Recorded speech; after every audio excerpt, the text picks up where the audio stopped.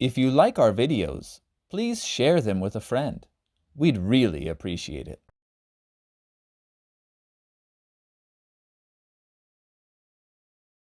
1-Minute English. In this 1-minute lesson, we are going to have a look at the difference between using to and enough.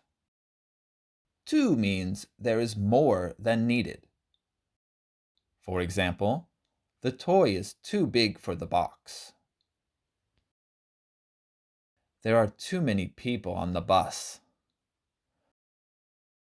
Not enough means there is less than needed. For example, the red car is not driving fast enough. Enough means sufficient. For example, there are not enough players for a soccer team. Now we have enough players for a team. Give it a go. Try making a sentence and leave it in the comments below.